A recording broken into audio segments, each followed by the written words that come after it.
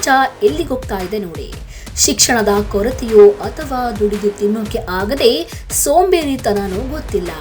ಕದಿಯೋದೇ ಇವರ ವೃತ್ತಿ ಅಂತ ಕಾಣಿಸುತ್ತೆ. ಹಲವು ಭಾಗಗಳಲ್ಲಿ ಕಳ್ಳತನ ನಡೆಸಿರುವ ಈ ಖದೀಮರು ಅಲ್ಲದೆ ದೇವರ ತಾಳಿಯನ್ನು ಬಿಡದೆ ಕದ್ದೊಯ್ದಿರುವ ನೀಚ ಮನಸ್ಸುಳ್ಳವರು ಅಂದ್ರೆ ತಪ್ಪಾಗಲಾರದು.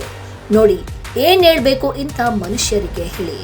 ಕೈಕಾಲು ಗಟ್ಟಿದಾವೆ, ದೇಹದಲ್ಲಿ ಶಕ್ತಿ ಇದೆ, ದುಡಿದು ತಿನ್ನೋಕೆ ಏನಿವ್ರಿಗೆ? ಹೌದು, ಬೀದರ್ ಜಿಲ್ಲೆಯಲ್ಲಿ ಒಂದೇ ರಾತ್ರಿ ನಡೆದ ಸರಣಿ ಕಳ್ಳತನ ಪ್ರಕರಣಗಳು ಗ್ರಾಮಸ್ಥರಲ್ಲಿ ಭಾರಿ ಆತಂಕ ಸೃಷ್ಟಿಸಿವೆ.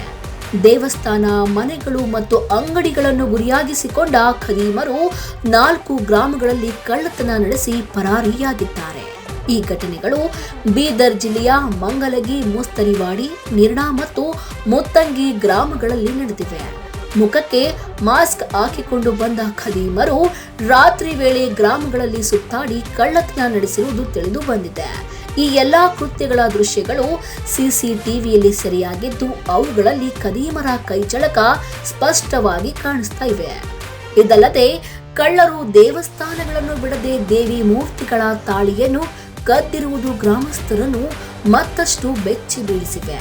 ಮಂಗಲಗಿ ಮತ್ತು ಮುಸ್ತರಿವಾಡಿ ಗ್ರಾಮಗಳ ದೇವಸ್ಥಾನಗಳಲ್ಲಿ ದೇವಿ ಮೂರ್ತಿಯ ತಾಳಿಯನ್ನು ಕದ್ದ ಬಳಿಕ ಕರಿಮಣಿಯನ್ನು ಅಲ್ಲಿ ಬಿಸಾಡಿ ಹೋಗಿರುವುದು ಕಂಡು ಬಂದಿದೆ. ಅದೇ ರೀತಿ ನಿರ್ಣಾ ಗ್ರಾಮದಲ್ಲಿ ಜ್ಯುವೆಲರಿ ಅಂಗಡಿಯಲ್ಲಿ ಕಳ್ಳತನ ನಡೆಸಿರುವ ಖದೀಮರು ಮಂಗಲಗಿ ಗ್ರಾಮದಲ್ಲಿ 3 ಮನೆಗಳಿಗೆ ನುಗ್ಗಿ ಕಳ್ಳತನ ಮಾಡಿದ್ದಾರೆ.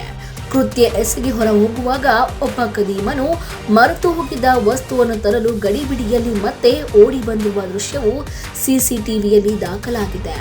ಇದಕ್ಕೂ ಮೊದಲು ಮುತ್ತಂಗಿ ಗ್ರಾಮದಲ್ಲಿ ಡಿಸಿಸಿ ಬ್ಯಾಂಕ್ಗೆ ಕಳ್ಳತನ ಮಾಡಲು ಖದೀಮರು ಯತ್ನಿಸಿದ್ದು ಬ್ಯಾಂಕ್ ಗೇಟ್ನ ಕೀಲಿಯನ್ನು ಹೊಡೆದು ಒಳನುಗ್ಗಲು ಪ್ರಯತ್ನಿಸಿದ್ದಾರೆ.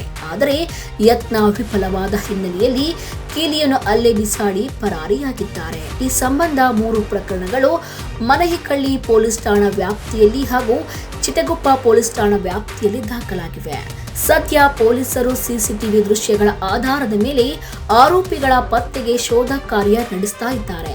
ಸರಣಿ ಕಳ್ಳತನಗಳಿಂದ ಗ್ರಾಮಸ್ಥರು ಭಯಭೀತರಾಗಿದ್ದು ಶೀಘ್ರದಲ್ಲಿ ಆರೋಪಿಗಳನ್ನು ಬಂಧಿಸುವಂತೆ ಗ್ರಾಮಸ್ಥರು ಒತ್ತಾಯಿಸಿದ್ದಾರೆ.